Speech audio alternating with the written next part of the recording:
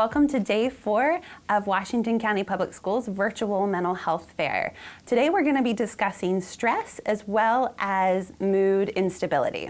So let's get started with stress. Everybody knows what it is. You and I have both experienced stress at different points and times in our life. But what makes it unique is that the thing that causes you stress isn't necessarily what causes me stress, and vice versa. So if we all experience stress and it's normal, how do we know when stress is causing us a real problem that maybe we should talk about with someone else?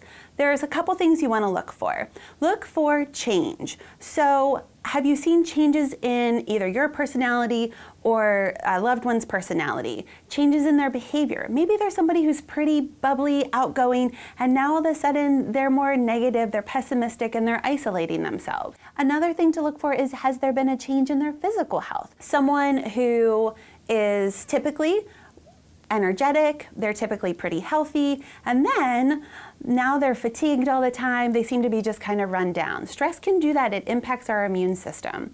The other thing you might consider is appetite. So someone who is really stressed out, they might eat a ton or they might not eat at all. So think about that and just notice those different things. Another thing you might want to consider when you're thinking about is stress a problem is the thing that's causing you stress so stressful that you can't even get started? If that's the case, then you probably need to ask for support from someone else.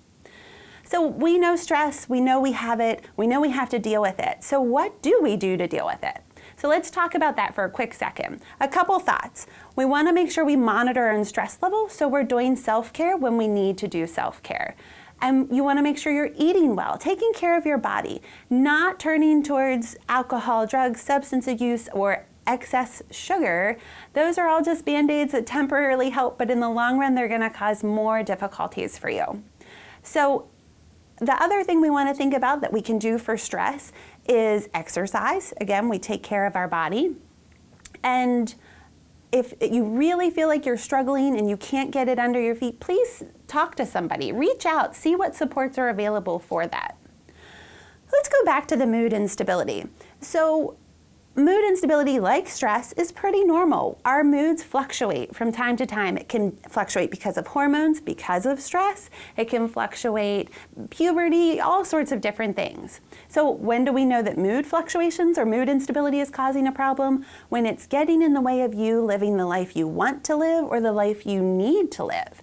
If your mood one day is so high that you're ready to run for president and the next day you feel like you can't get out of bed, then that's something that we need to look at. And unlike stress, I would encourage you to talk to a medical professional first with the mood fluctuation, because there could be a lot of different things going on, so we want to make sure we get that checked out.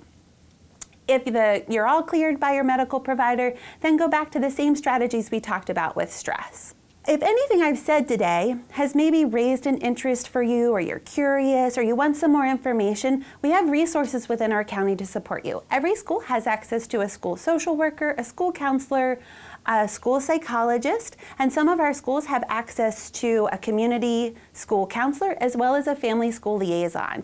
Reach out to the school. All of these individuals I just mentioned have the ability to connect you with the right resources, and that's what we're here for. We want to help you and your family with the appropriate linkages. You can also look on the bottom of our webpage and you'll see a resource page that will give you information about local and community resources as well as national resources.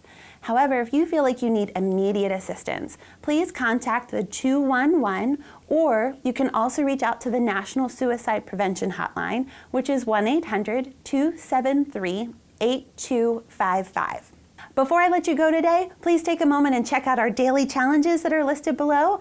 And students, 8th through 12th grade, check out the SSL opportunity that's there. You can get 5 SSL hours for doing this really cool assignment related to social media. It sounds like a ton of fun. Thank you so much for taking the time to tune in and learn a little bit more about the resources we have in our community today. I hope you have a good day and stay well.